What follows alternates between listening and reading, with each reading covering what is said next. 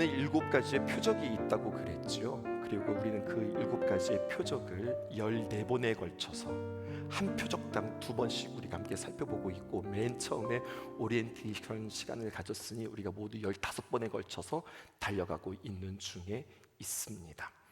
그런데요, 이 7가지 표적 시리즈를 우리가 달려가면서, 저는 달려간다고 표현하는데요, 놓치지 말고 반드시 붙잡고 이어 달려야 하는 요한복음의 바통이 있어요.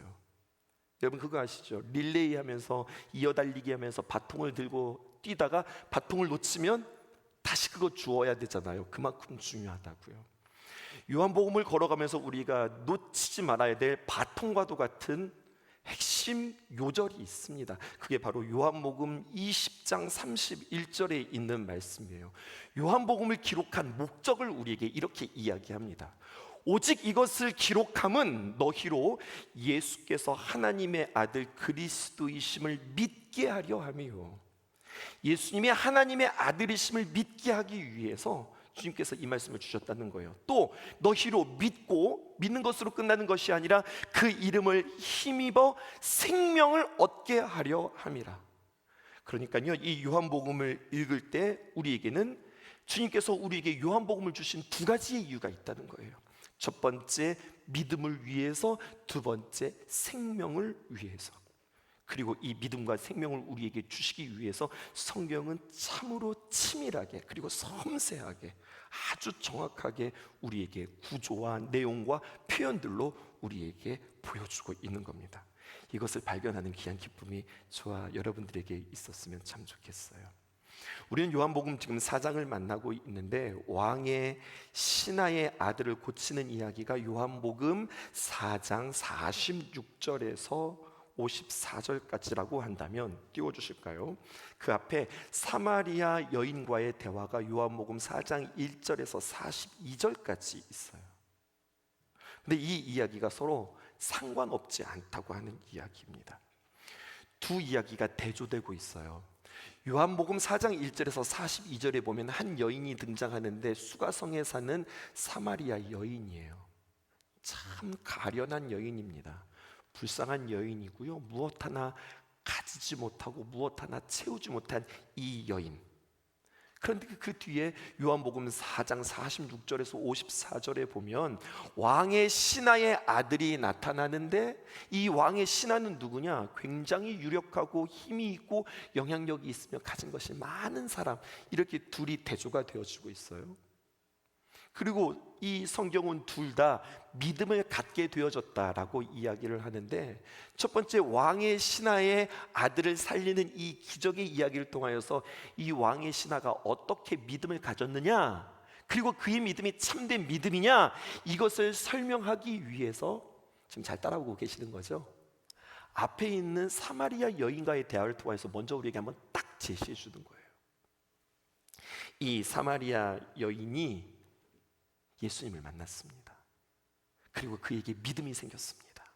그리고 그의 삶에 죽은 것 같은 그의 삶이 활력을 얻었습니다. 그런데 놀라운 것은 이 여인이 이렇게 믿음을 얻고 죽은 것과 같은 삶이 살아있는 생명의 삶으로 바뀌기까지는 이 여인이 기적을 만난 것이 아니라 예수님과의 대화를 통하여서, 예수님의 귀한 말씀을 통하여서 이 여인의 마음에 믿음이 생기고 부활과 같은 생명의 삶을 살았다는 이야기를 우리에게 해주고 있는 거예요. 어떤 기적이 이 여인에게 일어난 것이 아니라 예수님과의 대화, 예수님과의 말씀을 통하여서 이 여인이 믿음을 얻고 그리고 활력을 얻었다, 이것을 우리에게 이야기해요. 그리고 4장이 채 끝나기도 전에 또 하나의 사건이 등장하는데, 바로 우리가 오늘 여러분들과 함께 살필 왕의 신하의 아들을 고치는 2번째 표적을 우리에게 보여주는 거죠. 그러면서 우리에게 믿음을 점검하라는 거예요. 기적을 통해 믿는 믿음이 진짜 믿음이 아니라 말씀을 통해 믿는 믿음이 진짜 믿음이다, 이렇게 이야기해 주는 거죠. 그런데 우리가 보아야 할 사건은요, 이 사마리아 여인의 사건과 왕의 신하의 아들이 고쳐지는 이 사건 사이에 뭐 하나가 지금 껴 있어요. 이게 바로 무엇이냐면 요한복음 4장 43절에서 45절에 있는 말씀인데, 고향에서 예수님께서 배척당하시는 전혀 생뚱맞는, 전혀 문맥에 맞지 않는 이야기가 중간에 딱 삽입이 되었어요. 이게 뭐지 싶은 거죠. 이게 흐름이 잘 맞지 않아요. 차라리 사마리아 여인과의 대화가 있고 왕의 신하의 아들이 사건으로 이렇게 이어지면 참 좋겠는데, 거기에 딱 43절과 45절이 삽입되어져 있다고요. 뜬금없이 삽입되었을 뿐만 아니라 그 본문의 내용을 보니까 그 의미도 맞지가 않아요. 왜 맞지 않는가 이야기해 볼까요? 43절부터 보겠습니다. 요한복음 4장 43절에 보니까 이틀이 지나면 예수께서 거기를 떠나 갈릴리로 가시며, 예수님께서 갈릴리로 가셨다는 거예요. 그 문제 없죠. 44절 보십시다. 친히 증언하시기를, 예수님께서 직접 본인의 입술로 이야기하세요. 뭐라고 이야기하면, 선지자가 고향에서는 높임을 받지 못한다. 사람들이 나를 인정해 주지 않는다. 같이 먹고 같이 놀고 같이 자란 탓에 네가 무슨 선지자냐, 이렇게 이야기한다는 거죠. 그렇게 높임을 받지 못했다는 거야. 사람들이 예수님을 인정하지 않았다는 이야기예요. 이 이야기는 마태복음에도 기록되어져 있고 누가복음에도 기록되어져 있습니다. 그런데요, 여기까지는 이해가 되어지는데 그 다음 문맥에 45절에 보니까 이렇게 기록되어 있어요. 갈릴리에 이르심에. 여러분, 갈릴리는 여전히 예수님의 고향 동네인 거 아시죠? 갈릴리 나사렛이에요. 춘천시 후평동인 것처럼 갈릴리시 나사렛 동, 이렇게 이야기하는 거죠. 갈릴리에 이르렀는데 갈릴리 사람들이, 그 고향 사람들이 예수님을 어떻게 했다는 거예요? 영접했대요. 앞에서는 높임을 받지 못하고 배척했다고 예수님은 말씀하셨는데, 실상을 보니까 사람들이 예수님을요 영접했어요. 높여드렸어요. 웰컴했다고요. 환영했단 말이에요. 앞뒤 문맥이 맞지 않는 거예요. 예수님의 말과 벌어지는 상황이 다른 겁니다. 여러분, 그런데 왜 예수님께서 이렇게 말씀하셨는가? 이유가 있더라고요. 45절에 이렇게 기록되어져 있습니다. 이는 자기들도 명절에 갔다가 예수께서 명절 중에 예루살렘에서 하신 모든 일을 보고 예수님을 높여드렸다는 거예요. 예수님께서 이 예루살렘에서 무슨 일을 하셨는가 보았더니요, 놀라운 가르침이 있었고요, 놀라운 기적이 있었고, 놀라운 치유 사건이 예루살렘 성전 안에서 이루어졌던 거예요. 그러니까 사람들이 예수님을 어떻게 합니까? 영접했어요. 무엇 보고요? 그 예수님의 놀라운 기적과 그 예수님의 탁월한 가르침을 보고요. 그런데 주님께서는 뭐라고 이야기하느냐? 사람들이 나를 영접하네? 무슨 근거로? 사람들이 나를 믿는다고 그러네? 무슨 조건으로? 이렇게 주님께서 물으시는 거예요. 그래서 사람들이 기적을 보고 영접하고 예수님의 어떤 영향력을 보고 예수님을 존경하는데, 이러한 영접, 이러한 믿음, 이러한 존경은 온전한 믿음이 아니다, 온전한 영접이 아니다, 이렇게 이야기해요. 영접. 요한복음에서는요, 이 영접이라고 하는 단어를 굉장히 심도 있게, 굉장히 중요하게 다루어요. 요한복음 1장 11절에 보니까 이렇게 기록되어 있습니다. 요한복음 1장은 전체를 아우르는 요약본과도 같거든요. 근데 1장 11절에 뭐라고 이야기하면, 자기 땅에 오매. 예수님께서 자기 땅에 오셨다. 다시 말해서 예수님께서 이 땅에 오셨다는 거예요.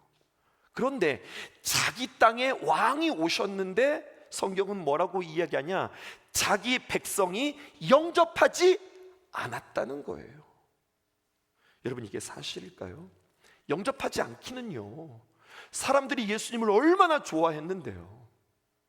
심지어는 예수님이 가는 곳곳마다 인산인해를 이루어서 병자들이 예수님을 만날 수 없습니다. 그러니까 어떻게 했어요? 계단으로 올라가서 지붕에 올라가서 지붕을 뜯기까지 예수님을 만나려고 예수님을 열렬히 환영하고, 예수님 주변에 얼마나 많은 사람들이 모였는지 몰라요. 12년 동안 혈루병을 앓았던 여인이 있습니다. 근데 이 여인은 부정한 여인이라 예수님께 나아갈 수 없어요. 그런데 그가 작정합니다. 어떻게 작정하느냐?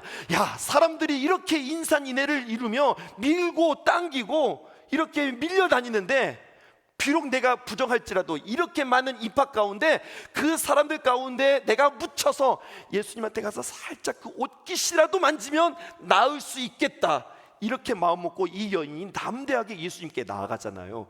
무슨 정황을 말하는 거예요? 예수님이 가는 곳마다 인기가 너무너무나 많았고 사람들이 예수님을 어떻게든 만나려고 소원했으며 그렇게 예수님은 바쁜 일상을 보냈다고요. 그런데 성경은 뭐라고 이야기하냐? 예수님께서 자기 땅에 오매 자기 백성이 영접하지 않았다, 이렇게 이야기하는 거예요. 그러므로 예수님께서 말씀하시는 영접과 사람들이 했던 영접이 다른 거예요. 이게 우리에게는 굉장히 중요한 관건입니다. 예수님께서 말씀하시는 믿음과 사람들이 나는 예수님을 믿습니다라고 하는 믿음이 결이 다른 거예요. 의미가 다른 거예요. 그러므로 나는 정말로 예수님을 영접했는가? 나는 정말로 예수님을 믿는가? 오늘 이 시간 나의 믿음, 내가 주님을 영접한 거에 대하여서 점검해 볼 필요가 있습니다. 영접이 얼마나 중요하냐? 요한복음에 보면 요한복음 1장 12절에서 13절의 요절과 같은 말씀입니다. 여러분 암송하는 말씀이에요. 영접하는 자, 곧 그 이름을 믿는 자들에게는, 영접한 것은 곧 그 이름을 믿는다는 것과 같은 뜻이라는 거거든요.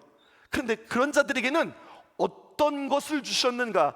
하나님의 자녀가 되는 권세를 주셨다는 거예요. 영접이 이렇게 중요한 거예요. 믿는다는 것이 이렇게 중요한 거예요. 하나님의 자녀가 되어지는 권세를 주셨다고요. 근데 이것은 혈통으로나 육정으로 오직 사람의 뜻으로 나지 않고, 하나님의 자녀가 되는 권세는 우리가 힘써서 애써서 얻어지는 것이 아니라 오직 하나님께로부터 난 자들만이 하나님의 자녀가 되어지는 권세를 얻는다.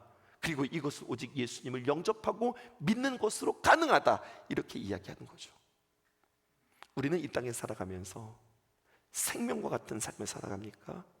하나님의 귀한 자녀의 권세를 가지고 우리는 살아갑니까? 이것을 우리는 다시 한번 점검하는 겁니다. 이 질문을 가지고 오늘 본문을 만나는 거예요. 성경은 갈릴리 혼인잔치의 이야기를 마무리하고 이렇게 표현합니다. 요한복음 2장 11절 볼게요. 예수께서 이 첫 표적을 갈릴리 가나에서 행하여 그의 영광을 나타내심에 제자들이 그를 믿으니라, 이렇게 이야기합니다. 퀴즈 낼게요. 여러분 요한복음의 표적이 모두 몇 번 등장한다고 그랬죠? 7번 등장한다고 그랬어요. 그때 첫 번째 표적이 무엇이냐면 갈릴리 가나에서 주님께서 물을 포도주로 바꾼 사건을 첫 번째 표적이라고 그랬어요. 그리고 이야기를 끝나면서 예수께서 이 첫 표적을 이라고 표현했단 말이에요. 자, 그 다음에 두 번째 표적은 무엇이냐? 왕의 신하의 아들을 고쳐주신 사건이에요. 띄워주실까요?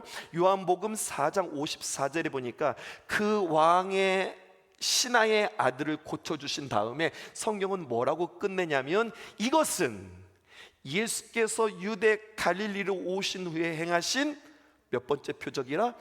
두 번째 표적이라, 이렇게 마무리해 주었어요. 그러면 표적이 모두 몇 개니까?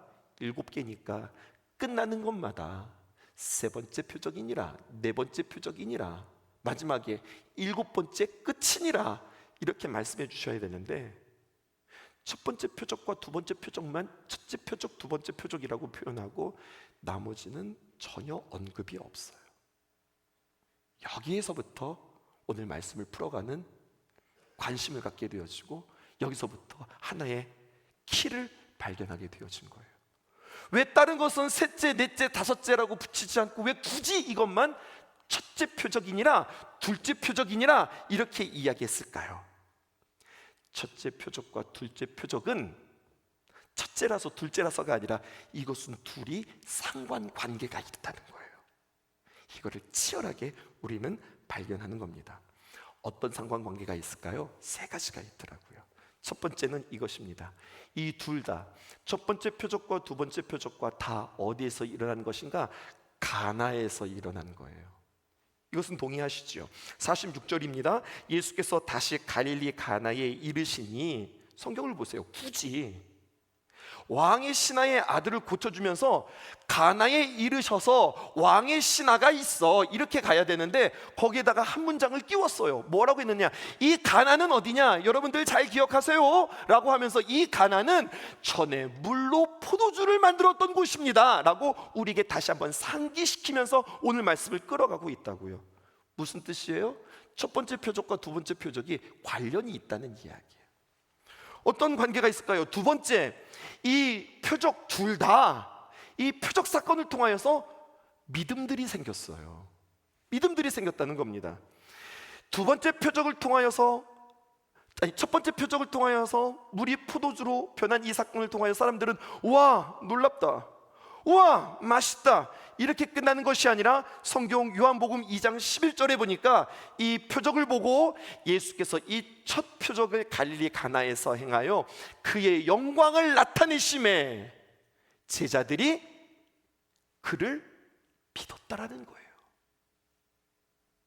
그런데 이 예수님의 제자들이 첫 번째 예수님의 표적을 보고 예수님을 믿었는데 그 믿음의 질이 어떠냐는 거예요.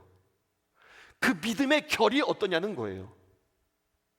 그의 믿음들이 온전한 믿음이었는가?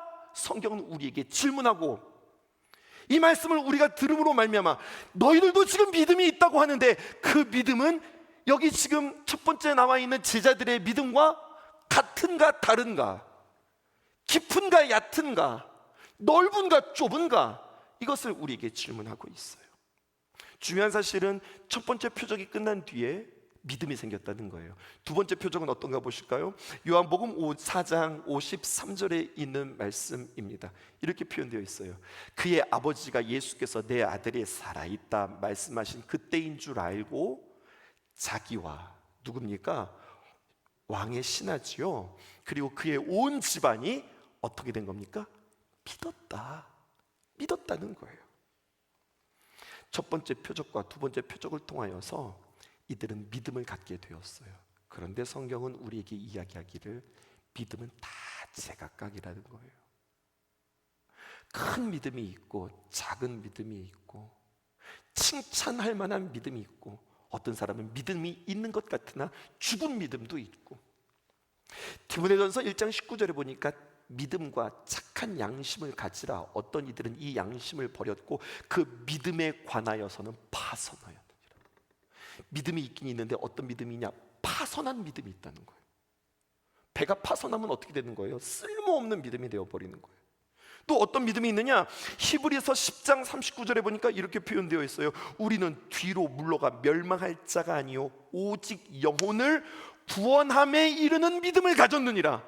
내가 믿음을 가졌을 뿐만 아니라 그 누군가의 영혼을 구원할 수 있는 믿음까지 가졌다는 거예요. 이렇게 대단한 믿음도 있네요. 다 믿음의 결이, 믿음의 농도가, 믿음의 크기가 다 다르다는 거예요. 그럼 당신의 믿음은 어떤 믿음이냐는 겁니다. 나의 믿음은 구원함에 이르는 믿음인가? 누군가를 구원할 수 있는 믿음인가? 아니면 파선한 믿음인가? 칭찬받을 만한 믿음인가? 칭망받을 만한 믿음인가? 그 나의 믿음의 그 크기와 정도를 점검하라는 겁니다. 세 번째는요, 첫 번째 표적과 두 번째 표적의 상관관계 가운데 둘 다 무엇을 향하고 있느냐? 생명을 향하고 있다는 거예요. 가나의 혼인잔치가 시작되어지면서 성경은 이렇게 시작합니다. 요한복음 2장 1절 보실까요? 사흘째 되던 날, 사흘째 되던 날, 가로치고서요, 여러분 이렇게 한번 적어보세요. 사흘째 되던 날을 이렇게도 할 수 있는 거잖아요. 이틀이 지나서 3일째, 이것이 사흘째 되던 날이라는 거 아시죠? 혹시 사흘째 되던 날이 4일이라고 생각하는 건 아니죠?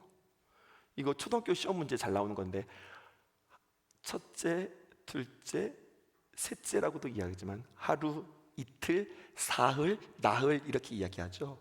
사흘이라고 네 번째 날이 아니란 말입니다. 아는 이야기 제가 좀 굳이 설명하고 있는 거죠. 네. 이틀이 지나 3일째에 갈릴리의 가나에 혼례가 있어 예수의 어머니도 거기 계셨다. 3일째 되던 날에 기적이 일어났다는 거예요. 뭐 떠오르는 거 없으세요? 그러면 이 기준이 있을 거 아니에요. 무엇 기준으로 3일째냐?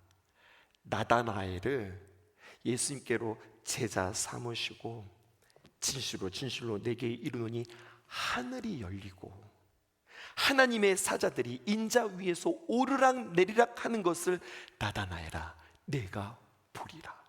주님께서 제자 삼으신 후로 사흘째 되던 날에 가나의 혼인잔치에 기적이 일어났다는 거예요. 왕의 신하의 아들을 고치는 표적이 시작되면서 성경은 어떻게 시작되는가 보았더니요, 요거 놓치지 마세요. 요한복음 4장 43절에 보니까 이렇게 지났습니다.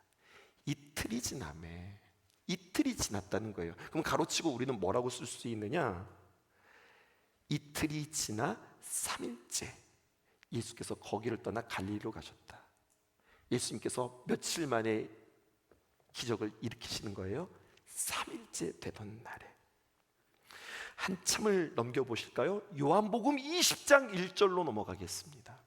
요한복음 20장 1절에 보니까 안식 후 첫날, 이날을요 계산했더니 어떻게 되는 거냐면 이틀이 지나 3일째예요. 예수님께서 십자가에 못 박혀 죽으셨던 날은 안식일의 예비일이었습니다. 안식일의 예비일, 안식일, 그리고 안식 후 첫날. 그러니까 예수님께서 며칠 만에 부활하신 거예요? 3일 만에.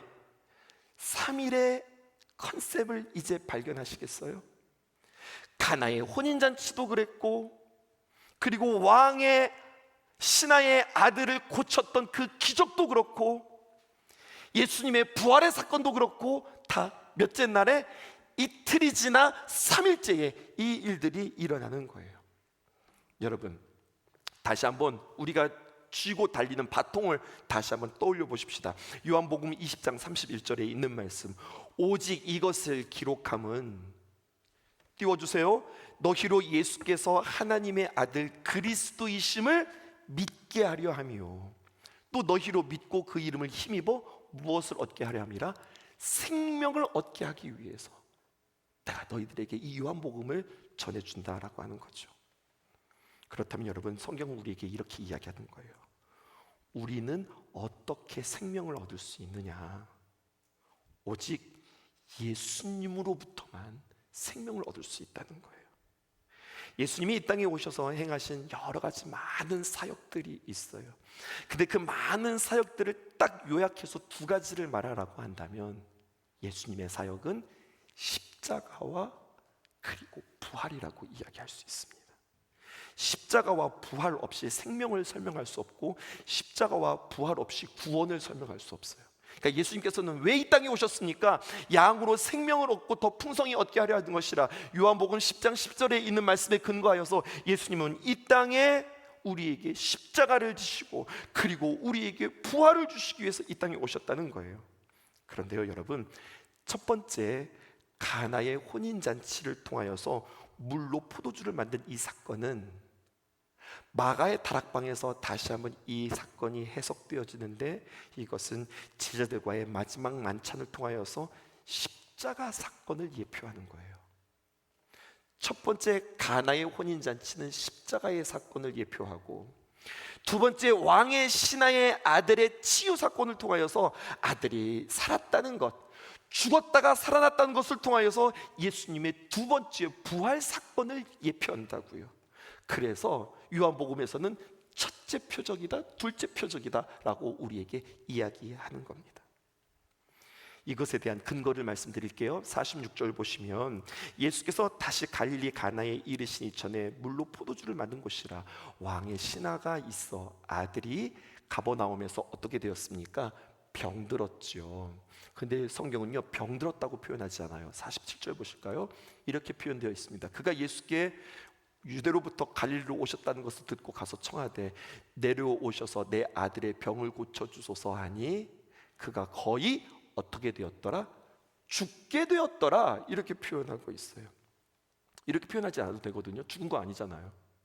뭐라고 이야기하면, 왕의 아들에 대해서 표현하기를 심한 병에 걸렸다, 몹시 아팠다, 그가 매우 위급했다 이렇게 표현해도 되는데, 성경은 굳이 거의 죽게 되었다 이렇게 표현하고 있어요.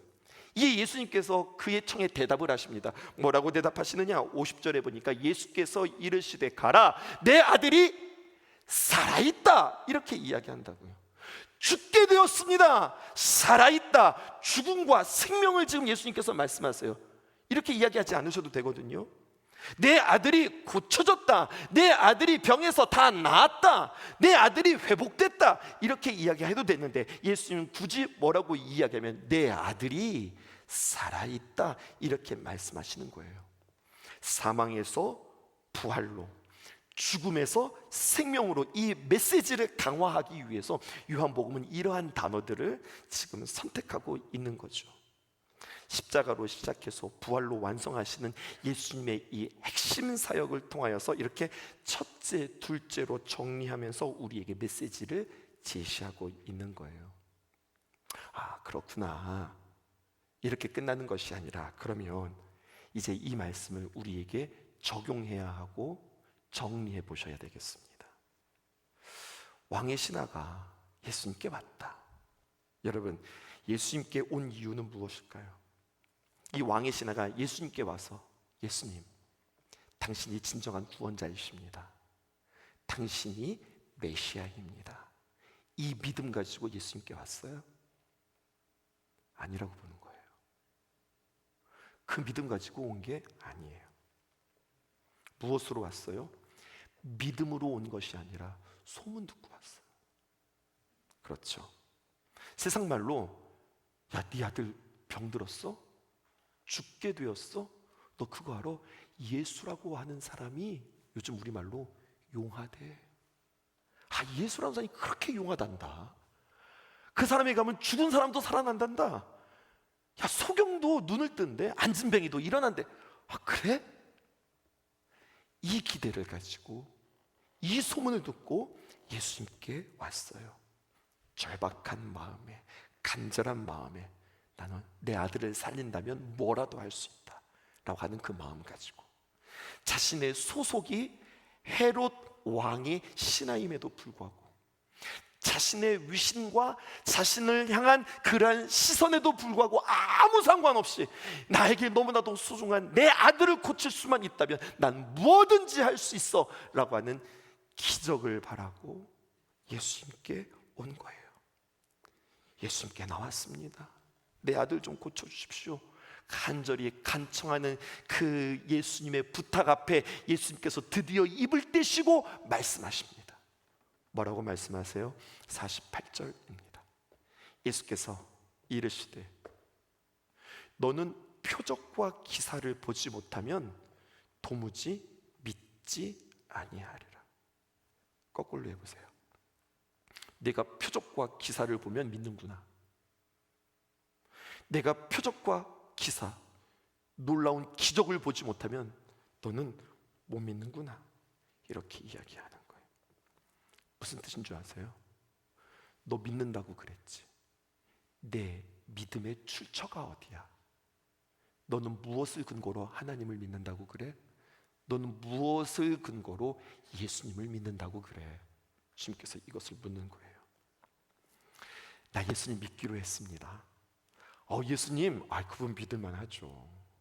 나 이제부터 예수님을 믿겠습니다 라고 고백하는 그 고백에 잘됐다 이렇게 이야기하는 게 아니라 주님께서는 다시 한번 우리에게 물으시는 거예요. 너 예수님을 믿는다고? 너 나를 믿겠다고?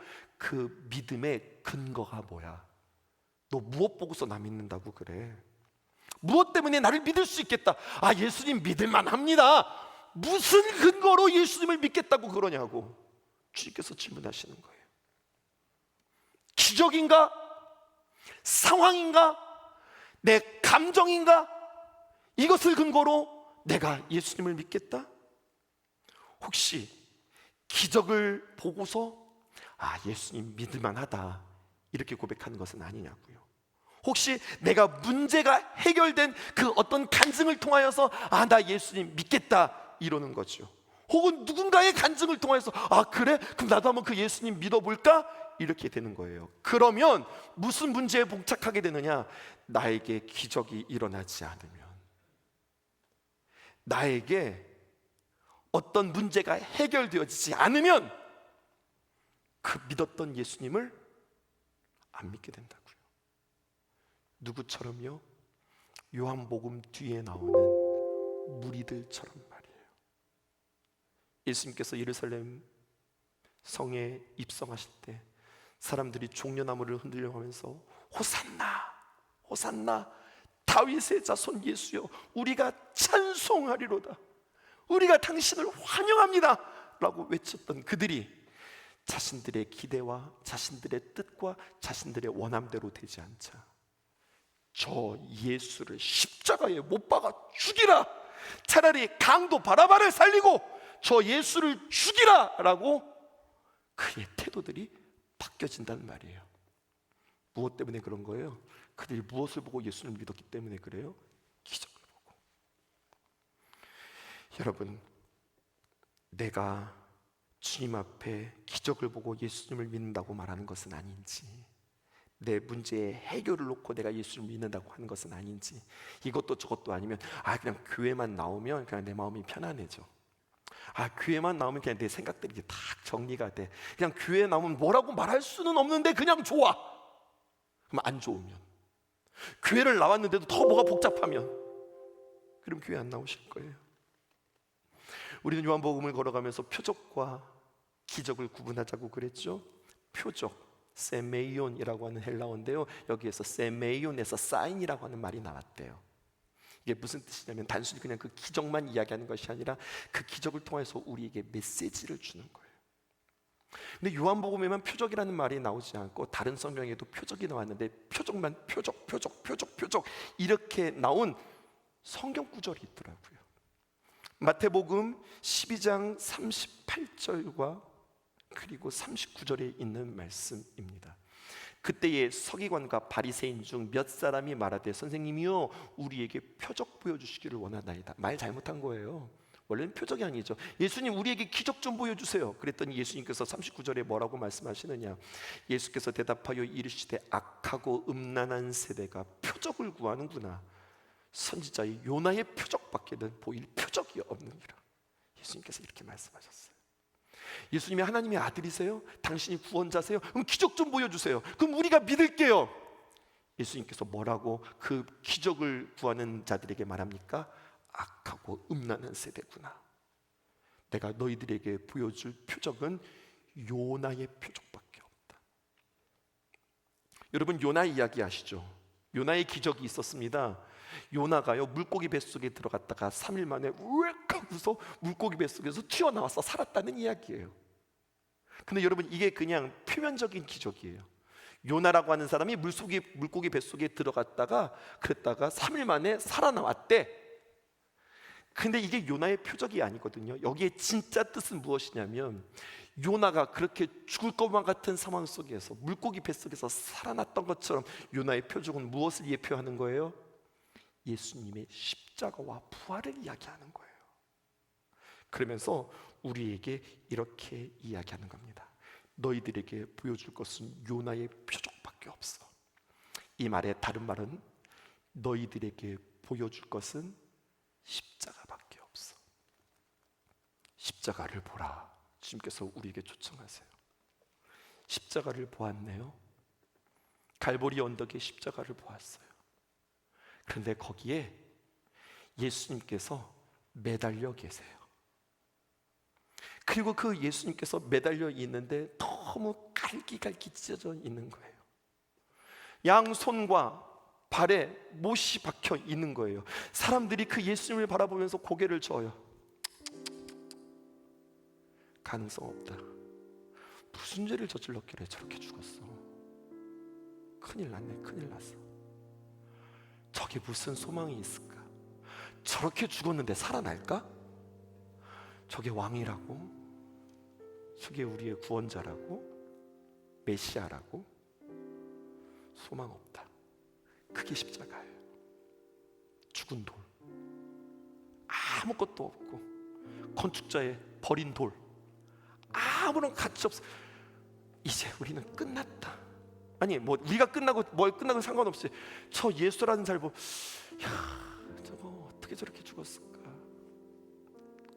자기와는 상관없이 그 예수님을 바라보고서 가능이 없다고 생각하는 거죠. 근데 성경은 십자가가 십자가로 끝나는 것이 아니라 십자가가 부활로 끝난다는 거예요. 그렇게 가능성이 없고 그렇게 소망이 없고 그렇게 기대가 없었던 그 예수님이 사흘 만에, 이틀이 지나 3일 만에 예수님께서 살아나셨습니다. 부활하셨습니다. 전혀 예상하지 못한 그 기적이, 그 예표가 예수님을 통하여서 나타났습니다. 그리고 우리에게 이야기합니다. 말씀을 정리하는 거예요.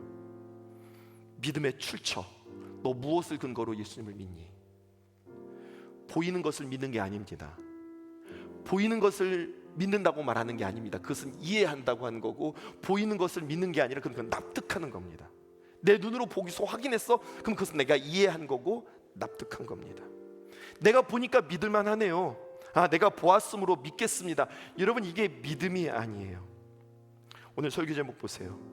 우리는 보이는 것을 믿는 사람들이 아니라, 우리 크리스천은, 그리스도의 사람은, 하나님의 자녀가 된 우리들은 보이는 것을 믿는 사람들이 아니라 믿는 것을 결국 보게 되는 사람들입니다. 앞뒤가 거꾸로 되어야 되는 사람들이. 여러분, 내가 보았으므로 믿겠습니다, 이것이 믿음이 아니라, 히브리서 11장에 우리에게 말하는 바, 믿음은 바라는 것들의 실상이요 보지 못하는 것들의 증거라 이야기했습니다. 육신의 눈으로 보지 못하는 것들을 우리는 믿음의 눈으로 보는 거예요. 보이지 않는 것들을 믿음의 눈으로 바라보고 그냥 막연히 바라보는 것이 아니라 그것이 정말로 우리에게 실상이 되는 것으로, 우리는 하나님 살아계시네, 하나님 역사하시네, 하나님의 부활의 능력이 우리에게 임했네 라고 하나님 앞에 영광 돌려드리고 찬송케 하는 자들이란 말입니다. 내가 나를 볼 때 가능성이 없어 보이는데, 내가 너를 볼 때 글쎄 기대감이 없는데, 우리 자녀를 볼 때, 우리 상황을 볼 때 소망이 없는데, 근데 주님은 나를 향하여, 우리 자녀를 향하여, 우리 공동체를 향하여, 아니 너는 살아있다, 너는 가능성이다, 이렇게 이야기하는 거예요. 무슨 근거로? 내가 보는 것으로 근거를 삼는 것이 아니라, 믿음의 출처, 보는 것으로 믿는 것이 아니라 믿음의 출처는 어디에 있습니까? 말씀에 있는 거예요. 사마리아 여인을 기억해 보세요. 사마리아 여인이 기적이 일어나지 않았어요. 그냥 예수님과 대화했을 뿐이에요. 주님의 말씀을 들었어요. 그리고 그의 믿음이 생겼어요. 그리고 삽입되었던 이야기 여러분 기억나세요? 갈릴리 사람들이 믿었어요. 뭐 보고 믿은 거예요? 기적 보고서 믿은 거예요. 근데 그들을 향해서 너희들은 나를 영접하지 않았다라고 이야기하는 거예요. 왕의 신하의 아들이 예수님을 믿었어요. 보고 믿었어요? 아니요. 예수님께서 그에게 이렇게 이야기했습니다. 가라, 네 아들 나았다. 보지 않았지만 주님의 말씀을 듣고 믿음을 가지고 한 걸음을 내딛자 그 시로 그 아이가 나았다고 성경은 우리에게 이야기하고 있어요. 그러므로 믿음의 출처는 보고 체험하고 느끼고, 그래서 우리의 믿음이 생기는 것이 아니라, 믿음은 하나님이 우리에게 주시는 선물입니다. 그리고 그 선물은 날마다 우리에게 주시는 말씀입니다. 그래서 로마서에서는요, 사도 바울이 이것을 깨닫고 우리에게 로마서 10장 17절에 우리에게 이렇게 이야기해요. 그러므로 믿음은 들음에서 나며. 뭐를 들어요? 세상의 이야기를 들어요? 아니요. 들음은 그리스도의 말씀으로 말미암음이라. 하나님 우리에게 뭐라고 말씀하세요? 내가 이 시대를 끌어갈 수 있을까요? 내가 생명을 구원하고 제자 삼는 일에 내가 쓰임받을 수 있을까요? 내가 이 땅을 새롭게 하는 일에, 이 땅을 성시화하는 일에 내가 쓰임받을 수 있을까요? 주님께서 말씀하세요. 꿈으로 보여주고 환상으로 보여주면 네가 자꾸 헷갈리니까, 내가 음성으로 들려주면 까먹을까 봐 내가 너를 위해서 확실하게 정확하게 기록했단다. 기록했단다. 바통을 다시 한번 확인해 보세요. 요한복음 20장 31절에 있는 말씀, 이렇게 기록하고 있습니다. 오직 이것을 기록하면, 내가 이것을 너희들에게 기록한 이유가 있다. 너희로 예수께서 하나님의 아들 그리스도임을 믿게 하려 하며, 또 너희로 믿고 그 이름을 힘입어 생명을 얻게 하려는 것이라. 아멘이세요? 그러므로 우리가 하나님의 말씀을 듣는 이 시간이 우리에게 얼마나 진지한지, 우리가 하나님의 귀한 말씀을 읽는다는 것이 얼마나 우리에게 소중한지. 그냥 성경이나 읽어볼까? 오늘 말씀이나 들어볼까? 유튜브 쭉 찾아가면서 뭐 이런 말씀이나 한번 들어볼까? 이게 아니라 말씀을 대하는 것은 우리 하나님을 대하는 것이요, 그 하나님을 대할 때 우리의 믿음이 자란다고 하는 이 경건과 이 두려움과 이 떨림과 이 경외함으로 한 주간 말씀을 내 마음속에 담고 닮아가는 저 여러분들 되어지기를 주님의 이름으로 축복합니다. 주님, 내가 주의 장막을